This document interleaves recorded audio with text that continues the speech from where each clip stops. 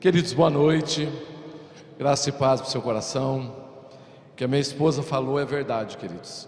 Quando vai dando o finalzinho do ano, eu fico na expectativa de receber a mensagem da secretaria. Para mim é uma alegria enorme, irmãos. Tem lugares assim que renovam a gente, e eu gosto muito, irmãos, de estar aqui, os pastores, bater papo. A gente sempre vem renovar aí as histórias, botar em dia. E para mim é uma alegria, queridos, ver o que Deus tem feito na igreja, ver a maneira que Deus tem conduzido vocês, e eu acredito que essa semana, com certeza, é uma semana poderosa na vida de todos nós, amém? Queridos, obrigado, Deus abençoe. Eu queria que você curvasse sua cabeça, fechasse seus olhos, vamos ter uma palavrinha de oração. Pai, nós queremos bendizer o Teu nome, Senhor. Muito obrigado pela Tua graça, pela Tua bondade, a Tua misericórdia. Muito obrigado, Senhor, pelo Teu favor, que nos conduziu durante esse ano que se encerrou e vai nos conduzir, Deus, por todos os anos que virão na nossa vida.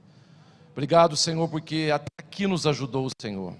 E nós cremos, Senhor, que tudo aquilo, Deus, que aconteceu na nossa vida, contribuiu, Deus, para que a gente pudesse nos aproximarmos mais de tudo aquilo que o Senhor tem preparado para nós. A minha oração, Deus, é que nessa noite o Senhor inicie algo no nosso coração, e que o Senhor vai concretizar durante essa semana, e que possamos juntos ouvir a voz de Deus, discernir aquilo que está no seu coração, Pai, e que possamos receber instrução da parte do Senhor, Deus, para que esse ano possa ser memorável nas nossas vidas, nessa cidade, nessa igreja, em nome de Jesus. Conduz-nos, Deus, nesse tempo. Assim oramos, agradecidos ao Senhor. Amém e amém. Queridos, vamos ler Isaías, capítulo 54, a partir do versículo 2, que é o tema que foi escolhido para esse início de ano. O texto diz assim: alarga o espaço da tua tenda, estende-se o toldo da sua habitação, e não impeças, alonga as tuas cordas, e firma bem as tuas estacas, porque transbordarás para a direita e para a esquerda, e a tua posteridade possuirá as nações, e fará que se povoem as cidades assoladas. Queridos, que texto poderoso, que texto poderoso. Eu acredito que esse texto ele é extremamente pródigo, irmãos, em princípios poderosos, que se a gente entender, compreender esses princípios e colocar em prática, isso vai ressignificar a nossa jornada para o ano de 2025. Eu acredito que essa palavra, queridos, ela veio diretamente do coração de Deus para as nossas vidas. Pelo menos para a minha vida, queridos, eu entendo isso. A palavra ampliar, alargar, descrita no texto que nós lemos nessa noite, e é aquilo que eu quero falar. Acredito que outras pessoas vão falar sobre as outras temáticas ali, mas eu quero me ater nessa palavra alargar, ampliar. A palavra alargar ou ampliar, descrita no texto, significa ser ou ficar amplo, ser ou ficar grande, ser aumentado, ser aumentado. Talvez esse ser aumentado seja o grande desafio de muitas pessoas que estão aqui nessa noite. Pelo menos me desafia muito quando eu olho por essa ótica que a Bíblia está trazendo. Você se permitir ser aumentado em um mundo onde as pessoas preferem as suas bolhas, os lugares pequenos, preferem se esconder da vida ao invés de lutar, ao invés de perseguir os seus sonhos, queridos. A ideia de sair dessa bolha, para muitas pessoas, representa um risco de vida. Muitos de nós, queridos, ao longo da nossa história, temos nos acomodado. Na verdade, a gente pretende que Deus encurte o mundo para que a gente caiba nele confortavelmente. Mas quando você começa um ano, e Deus falando para você a respeito de ampliar o seu espaço, de chegar mais longe, de abrir espaço na sua vida, queridos, isso é um desafio enorme de Deus para as nossas vidas. É bem provável que muitos de nós, que estamos aqui nessa noite, a gente vivenciou ao longo da nossa história, da nossa jornada, da nossa vida, episódios que muitas vezes nos diminuíram tanto, que a simples ideia de ser aumentado, ela nos assusta. É um trauma que nós precisamos vencer. Talvez, quando a gente olha para a nossa vida, para as nossas vivências, queridos, e você fala, puxa vida, eu já venci em tanta coisa, Deus, aonde o Senhor quer me levar mais? Essa ideia de Deus tocar em mais alguma coisa, Deus mexer em mais algo, Deus nos tirar da nossa estrutura, isso às vezes mexe muito com a gente. Agora, se essa é a sua realidade, se você já está nesse ponto da vida onde você teve vários enfrentamentos, onde a vida talvez não foi muito fácil, talvez o ano de 2024 foi desafiador, talvez quando você olha para trás você diga, puxa vida, rapaz, que batalha. Eu acredito que o ano de 2025, ele pode representar o ano da sua libertação, o ano da sua transformação. Eu sinceramente acredito que essa palavra, irmãos, ela é cirúrgica para muitos de nós. E se eu fosse você, eu assumiria um compromisso pessoal de não perder, queridos, nem um dia desses cultos que virão até o final. Eu creio profundamente no meu espírito, queridos, que Deus vai construir algo no seu coração, queridos, que vai ser indestrutível perto daquilo que Ele quer realizar na sua vida. E é isso que nós precisamos, queridos. Se tem algo que nós precisamos nos dias de hoje, irmãos, é fundamentar a nossa fé. Não é viver por experiências ou expectativas vazias, mas nós precisamos de uma fé fundamentada na palavra, na promessa. Porque quando Deus começar a estender você, quando Deus começar a esticar você, e você não enxergar nada à sua frente, queridos, você terá a palavra de Deus que foi liberada sobre a sua vida, e é sobre essa palavra que você vai caminhar. Então não perca essa oportunidade, essa rica oportunidade que Deus está te dando. Você pode até estar pensando no seu coração, quando a gente fala sobre esticar, estender, alargar, você fala, puxa vida, pastor, mas as previsões para os anos que se seguem, elas não são boas. E é isso que as notícias estão falando, irmãos. Nós estamos ouvindo todo dia alguém falar de crise, alguém falar de recessão, alguém falar de problemas que virão. Mas escute o que eu vou te falar nessa noite. As previsões podem até não serem boas, mas o cenário é extremamente favorável para a ampliação. Irmãos, se tem um cenário que Deus realmente trata as nossas vidas, são nos momentos de crise. Eu acredito no meu espírito, que Deus na verdade está construindo uma plataforma para poder falar conosco, ministrar o nosso coração e fortalecer o nosso espírito.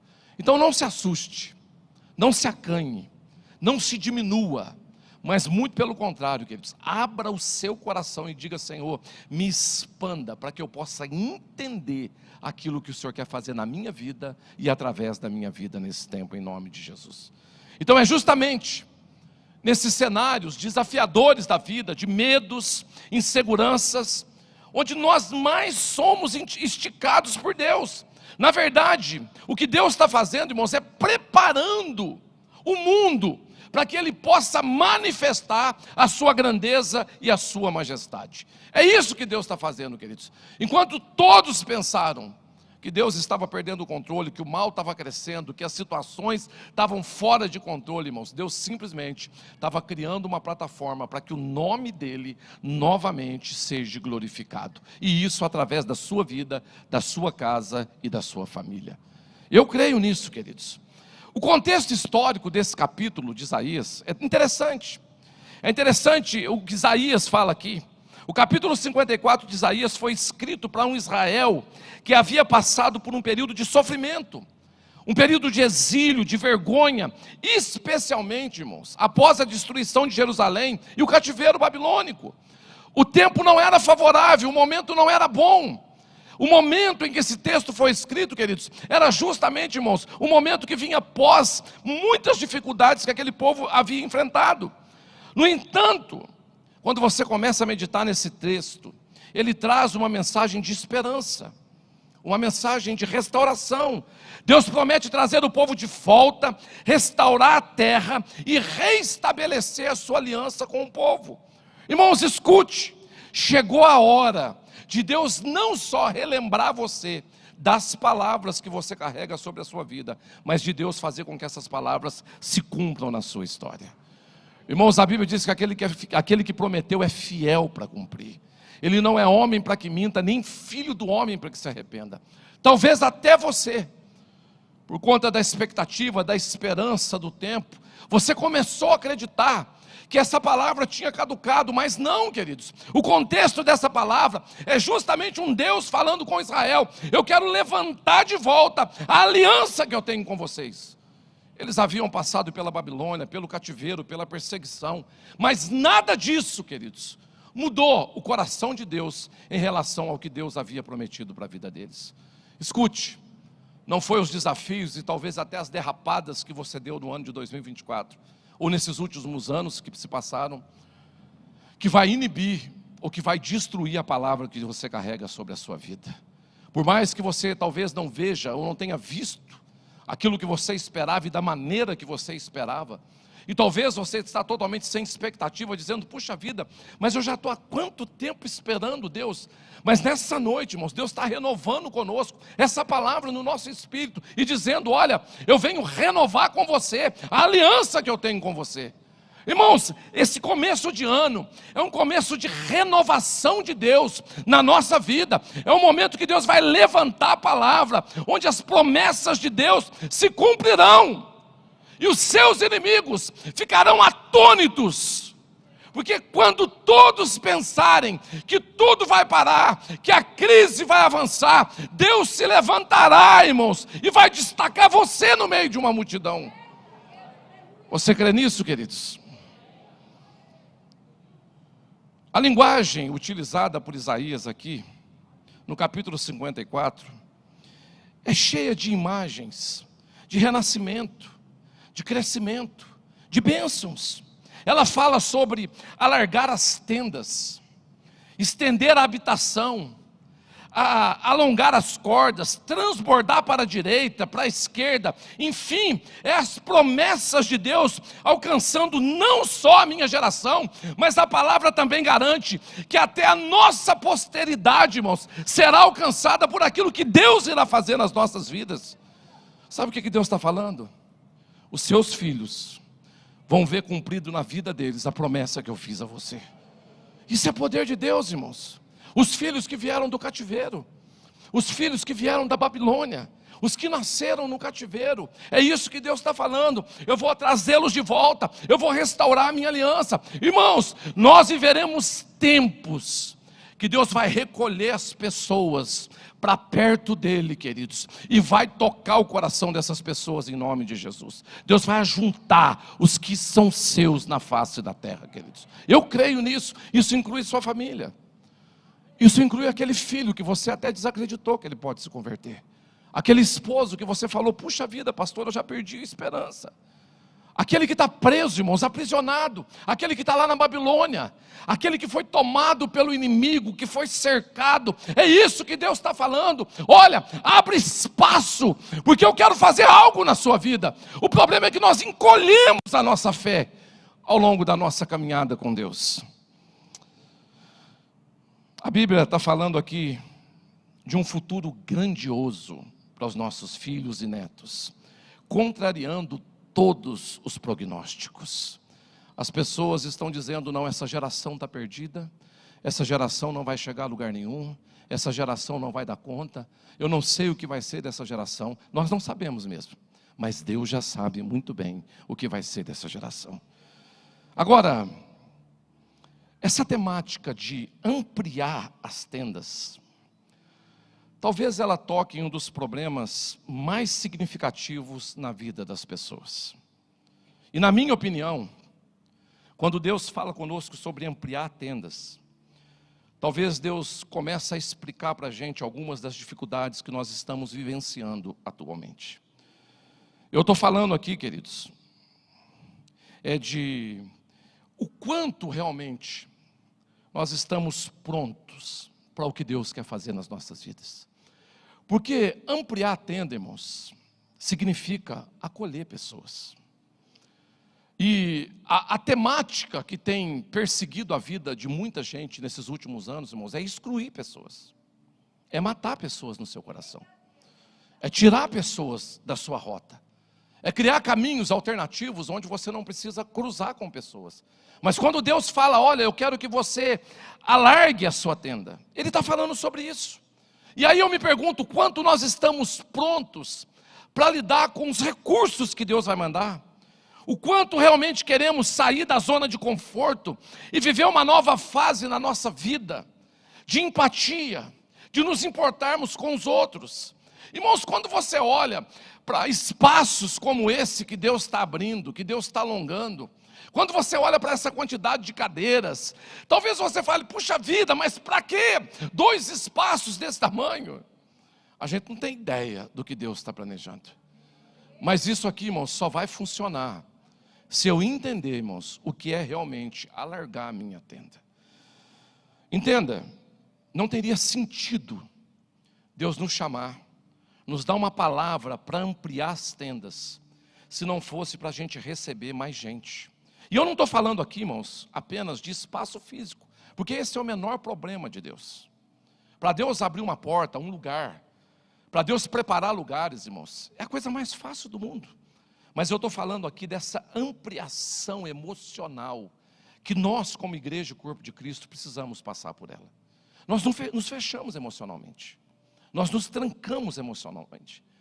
A maioria das pessoas decidiu em algum momento da sua vida, se fechar para alguém, se fechar para alguma circunstância, se fechar para alguma possibilidade. Infelizmente, por conta do sofrimento, das decepções, das batalhas enfrentadas, alguns de nós acabaram se tornando egoístas, egocêntricos, tomados por medo com relação ao futuro. E aí, queridos, nós nos tornamos um jardim fechado, onde tudo que Deus traz para em nós não tem sequência. E quando a gente fala de alargar, irmãos, é abrir espaço, é compartilhar, é entender que o que Deus me deu não é só mais meu, mas talvez outros virão também para usufruir daquilo que Deus colocou nas minhas mãos. Quantos de nós estamos há anos colecionando decepções, machucados, feridas, e com isso nós acabamos fechando o nosso coração? Sinceramente, irmãos, quando eu comecei a meditar nessa palavra, e quando eu comecei a orar sobre isso, o Espírito Santo me perguntou, falou, Maurício, você está disposto a alargar, a ampliar o seu coração para receber pessoas? Em um mundo, queridos, onde ficar na nossa televisão é tão confortável, onde ter a nossa sala, o nosso mundinho, as pessoas que a gente ama à nossa volta, é tão confortável, onde a gente tem tanto medo de abrir espaço para ser machucado de novo, ferido de novo, onde a gente já foi tão decepcionado. O Espírito Santo começou a falar isso comigo, Maurício, você teria coragem de novo, de se abrir, para relacionar com pessoas, talvez até mesmo aquelas que você jurou que nunca mais se relacionaria? Irmãos, quantos de nós parou a nossa história? Por conta de que a gente não deu conta. E ao invés de ampliar, nós fomos resumindo o nosso ciclo, a nossa vida. Veja bem, o texto está falando aqui de uma ampliação física, mas também de uma ampliação espiritual. O ato de alargar a tenda simboliza crescimento em várias direções, em várias dimensões. Não é só espaço, irmãos. Irmãos, nós não podemos pensar que uma igreja que Cristo quer construir é apenas um espaço enorme, repleto de pessoas que não se tocam, que não se conhecem, que não se identificam umas com as outras, que assistem um culto ou um show cristão e vão embora para suas casas. Não! Nós precisamos de lugares onde o que está na direita se preocupa com o que está na esquerda, onde eu venho no culto com meu coração aberto, para receber alguém no meu coração, para dizer, Deus, eu quero caminhar com essa pessoa. Onde talvez alguém, queridos, vai pedir ajuda para você, vai te tirar do seu conforto. Ampliação física, ela representa, lógico, a multiplicação do povo, e disso que o texto estava falando, a recuperação da terra. Deus estava falando, olha, a estrutura, eu vou dar de volta para vocês. Mas aquele povo não foi para o cativeiro, irmãos, por causa da estrutura. Ele foi para o cativeiro por causa do coração. Entende? A estrutura é fácil, reconstruir para Deus, irmãos, é muito fácil. Irmãos, não se engane. Nós só iremos nos multiplicar de verdade quando a gente estiver totalmente curados. O evangelho dos últimos dias será pregado por relacionamento, manifestação prática do amor de Deus nas nossas vidas. Aí nós vamos ampliar, irmãos. Aí nós vamos estender. Quando a gente vencer as nossas barreiras internas, quando a marca dos nossos relacionamentos for amor e não a indiferença, não o orgulho, não o julgamento, quando a gente aprender a ser leal uns para com os outros, aí nós vamos ampliar o nosso espaço. Porque aqui é um espaço também, irmãos, emocional. Como consequência dessa prática, como consequência desse entendimento, desse estilo de vida, nós vamos acabar ampliando a nossa espiritualidade. Experimentaremos um relacionamento verdadeiro com Deus e veremos então o cumprimento das suas promessas na nossa vida. Deixa eu te falar uma coisa aqui, irmãos. Sabe quando que Deus parou de intervir, de cumprir muita coisa que Ele queria cumprir na sua vida? Quando você fechou o coração para as pessoas. Abra o seu coração para as pessoas e Deus vai abrir o coração dele para você. A chave que abre o coração de Deus, queridos, são os relacionamentos interpessoais. Como que eu vou amar Deus que eu não vejo? Se eu não amo meu irmão que eu vejo. É isso que a Bíblia está dizendo. A profundidade da riqueza, tanto da sabedoria como do conhecimento de Deus. Quão insondáveis são os seus juízos e quão inescrutáveis os seus caminhos. Quem, pois, conheceu a mente do Senhor, ou quem foi o seu conselheiro, ou quem primeiro deu a ele, para que ele venha a ser restituído, porque dele, por meio dele e para ele são todas as coisas. A ele, pois, a glória eternamente. Amém. Irmãos, quantas vezes nós caímos na besteira de tentar ensinar Deus a ser Deus na nossa vida? Quantas frustrações você carrega? Talvez você está decepcionado hoje falando, puxa vida, eu não ganhei na Mega Sena da virada. Talvez você foi um pecador desviado que jogou, estou brincando, viu, irmãos? E você falou, puxa vida, Deus, nem para ganhar. Irmãos, a gente coloca umas expectativas em umas coisas que Deus não está nesse negócio. Sabe por quê? Porque Deus não está poupando, irmãos, está poupando você, está poupando o seu casamento. Escute uma coisa, irmãos, toda a prosperidade que vier na sua vida, irmãos, que não foi Deus que te deu, você não está preparado para ter. Porque quando você estiver pronto para ter, Deus vai te dar. E aquilo que é bênção na nossa vida, irmãos, é aquilo que Deus cria uma base para nos entregar. Não é aquilo que a gente conquista nas nossas mãos. Tem uma diferença enorme entre riqueza e prosperidade. Riqueza tem a ver com trabalho, com esforço humano, às vezes até com doenças. Agora, prosperidade tem a ver com motivação, os motivos do nosso coração que foram aprovados diante de Deus. Quantos, por muito menos, têm abandonado suas famílias, os seus lares? Irmãos, não tem vida mais fascinante na face da terra do que depender de Deus, da graça e da misericórdia do Senhor. E talvez porque Deus não salvou o seu filho no ano de 2024, você veio todo queixoso no culto da virada, dizer para Deus, puxa vida, Deus, eu estou orando há 3 anos, há 2 anos, como que se Deus não tivesse no controle dessa situação? Sabe por quê, irmãos, que muitas vezes Deus ainda não fez? Porque isso virou o ídolo do nosso coração. E ao invés de acreditar mais em Deus, a gente acreditou mais no nosso esforço para converter o filho. E a gente passou a amar mais a conversão do filho do que a Deus. Sabe quando Deus vai ampliar a nossa tenda, irmãos? Quando a gente confiar 100% em Deus. Totalmente. Talvez um dos maiores motivos, a Bíblia diz que o justo viverá pela fé. E a fé é a certeza das coisas que você espera, a convicção dos fatos que você não vê. Talvez um dos maiores motivos que nos impeça de viver pela fé, como a Bíblia nos orienta, da gente ser ampliado, ser esticado por Deus, é porque sempre a gente está buscando uma explicação para tudo que acontece à nossa volta. Irmãos, quantas coisas a gente tentou entender que não são entendíveis?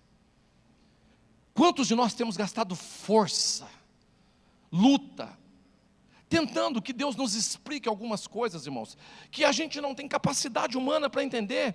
O tempo todo a gente está vivenciando um conflito, uma guerra dentro de nós. Entregar tudo para Deus e viver pela fé como a Bíblia nos ensina, ou tentar assumir o controle e fazer da maneira que acreditamos que vai funcionar. Gastamos a vida inteira fazendo isso, oscilando. Quando dá ruim demais, entregamos para Deus. Quando Deus melhora um pouco a situação, a gente assume o controle novamente. Como pode ser libertador para nós? Entendeu o que Paulo está falando nesse texto, no versículo 33, quando ele diz assim: quão insondáveis são os seus juízos. A palavra juízo aqui é decisão. Entende, irmãos, as decisões de Deus são unicamente dele, e de longe fogem da nossa compreensão. Você quer que Deus te expanda, irmãos? Aprenda a confiar totalmente em Deus. E dizer: Senhor, eu quero entregar tudo para o Senhor. Irmão, você quer ver um limitador na nossa vida? É querer entender Deus.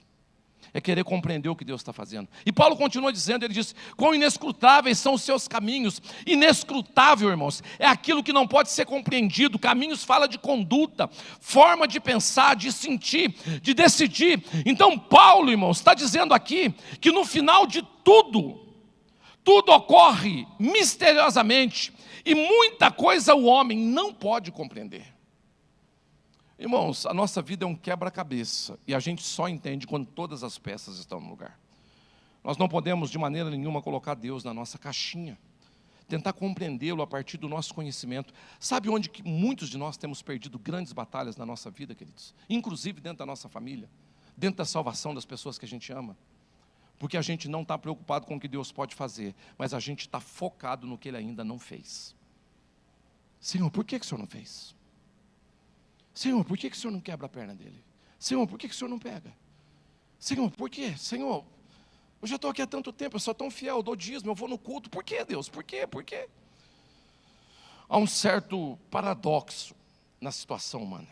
Deus entregou ao homem uma mente, e é um dever desse homem usar essa mente para pensar até o limite do pensamento humano.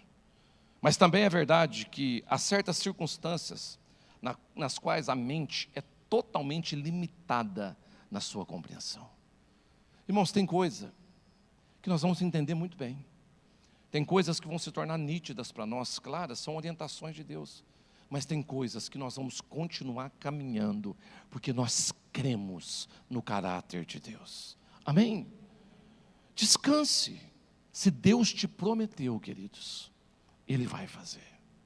No tempo certo, da maneira dEle. Ele vai fazer. Agora, quantos de nós, irmãos, nos fechamos porque não aconteceu quando a gente queria que acontecesse? Quantos de nós saímos de igrejas? Quantos de nós mudamos de ministério, abandonamos ministérios, irmãos, porque a coisa não aconteceu do jeito que a gente queria? Uma pergunta surge nessas horas: o que mais me apavora na vida? Ter que confiar em Deus ou não ter o controle de nada mais? Sabe o que é pior nisso tudo, irmãos? Que mesmo sabendo que não temos a mínima ideia de como tudo funciona, a gente ainda está gastando muita energia tentando ensinar a Deus como Ele deve fazer as coisas na nossa vida, na nossa casa e na nossa família. A gente sempre está tentando apresentar para Deus a nossa receita de uma vida plena, abundante. E isso, queridos, a vida que nós mesmos elaboramos para nós. O grande problema é que esse plano que nós criamos foi baseado nas experiências que nós tivemos e que muitas vezes fala das nossas decepções, erros e fracassos. Então a gente se levanta de uma situação e ao invés de aprender a lição, a gente quer dar uma lição para Deus. E nós precisamos sair desse lugar. Somos uma geração cheia de conceitos, preconceitos, frutos muitas vezes das nossas decepções, frustrações. Muitas vezes o nosso currículo já não é muito bom no quesito de tomadas de decisões, fazemos tantas besteiras na vida, e mesmo assim, a gente insiste em ficar brigando com Deus toda hora, por aquilo que Ele não fez na hora que a gente queria que Ele fizesse.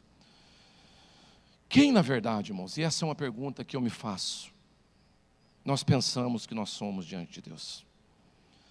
Precisamos, de uma vez por todas, colocar a nossa confiança, a nossa esperança em Deus. Irmãos, como ainda nós somos apegados a subsídios.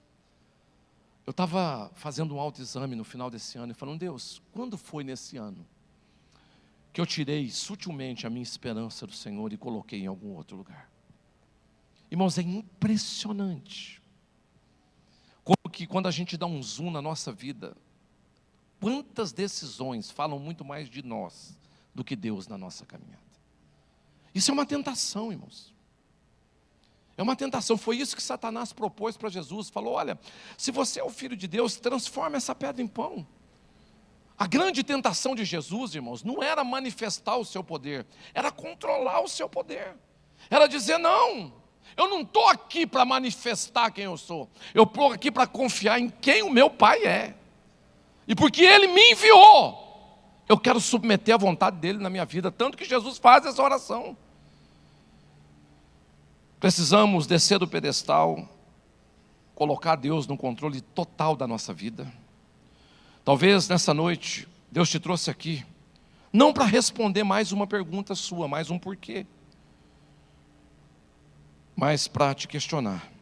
Talvez a pergunta de Deus para nós nessa noite seja: com quem ou com o que nós temos comparado Deus?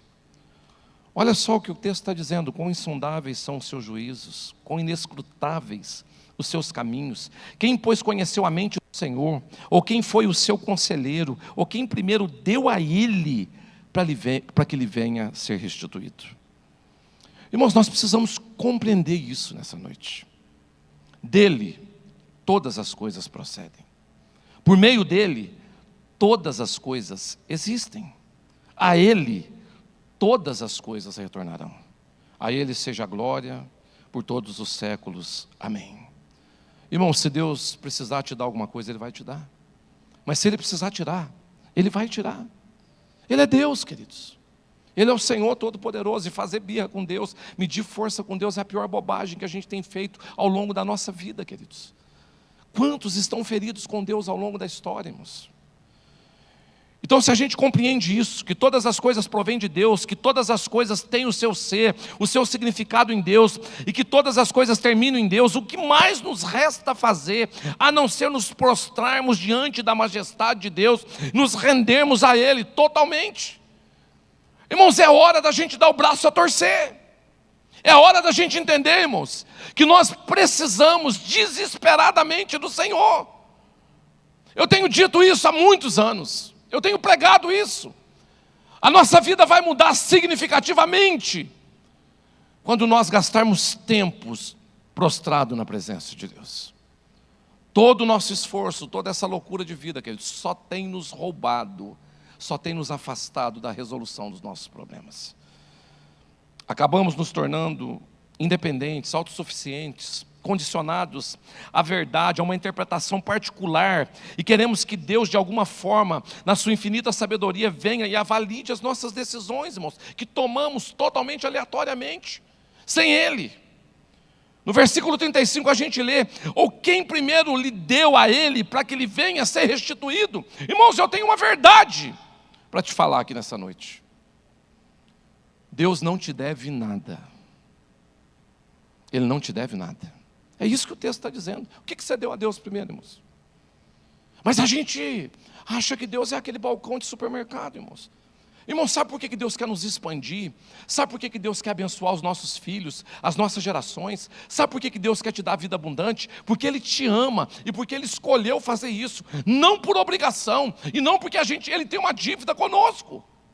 Você amaria alguém, irmãos, que constantemente vira as costas para você? Você amaria alguém que de vez em quando, irmãos, te abandona, prefere estar em qualquer outro lugar do que na sua presença? Você amaria? Você amaria alguém que te procura de vez em quando acha conveniente? Que prioriza outras pessoas no seu lugar? Não, mas Ele te ama. Ele não desiste de você. Mesmo a gente nunca tendo dado nada para Ele.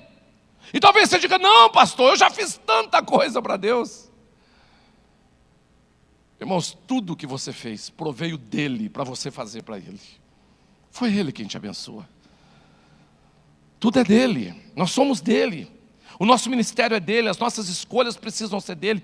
Tudo que temos, somos, pertence a Ele. Nós temos um dono e um Senhor. Durante toda a nossa vida, nós somos incentivados a pensar que somos donos de nós mesmos e que temos condição de fazer as melhores escolhas. Isso começa na adolescência, quando nas nossas crises mais profundas a gente diz: quando eu fizer 18 anos, ninguém manda na minha vida. Nós queremos muito cedo ser independentes. Mas sabe o que seduziu o coração de Eva naquele jardim? A serpente falou para ela: você vai ser igual a Deus. Você pode ser independente, você não precisa mais depender dele. Irmãos, essa é a maior tragédia que alguém pode experimentar. Achar que é dono do seu nariz. É a maior tragédia. Escute, nem as suas preocupações deveriam ser suas. Você precisa aprender a entregá-las para Deus. Mas a gente se tornou tão egoísta que nós estamos morrendo, tomando todos os prazóis da vida, ansiedade e tantas outras coisas, porque nem as nossas preocupações nós conseguimos entregar para Deus. Irmãos, a gente está ficando numa situação complicada. Eu queria te fazer uma pergunta. O que na sua vida você ainda não entregou para Deus? Qual é a sua obstinação? Qual é a sua obsessão? A salvação do seu marido, a salvação do seu filho? Algo pessoal que você sonhou a vida inteira? O que você não entregou? Irmãos, enquanto isso for seu, Deus não vai agir. Você precisa entregar isso no altar de Deus e dizer: Senhor, é seu, está aqui. Deus quer cuidar de você, da sua família, do seu cônjuge, dos seus filhos, das suas finanças, da sua saúde, do seu futuro. O problema é que nós temos dificuldade em entregar tudo a Ele. Ele criou todas as coisas. Ele é o supremo criador não criado. Inclusive Ele criou você. Ele te conhece melhor do que ninguém. Seu futuro não precisa mais ser determinado por aquilo que falaram, ou por aquilo que fizeram por você, ou pelos seus erros. Seu futuro não precisa mais ser determinado pelas suas emoções. Você pode ressignificar a sua vida. Sabe por quê? Porque se você entender isso, você vai entender que não é por você.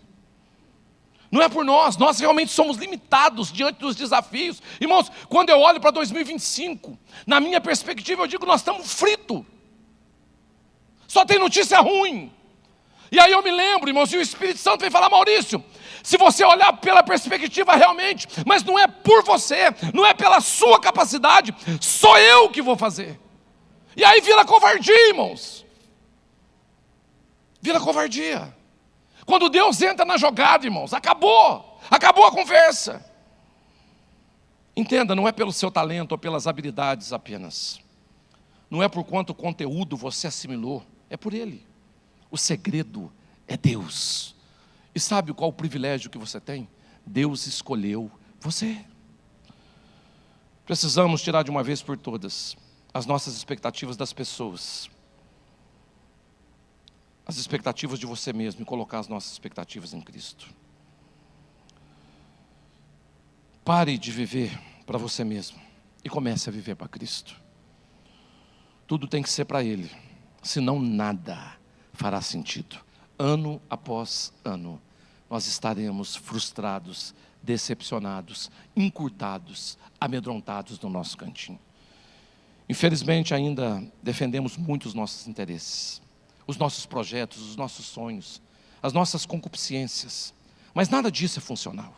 Quando a gente fala em ampliar, queridos, em trazer gente para perto, em dividir, em compartilhar, isso é um checkmate no nosso egoísmo.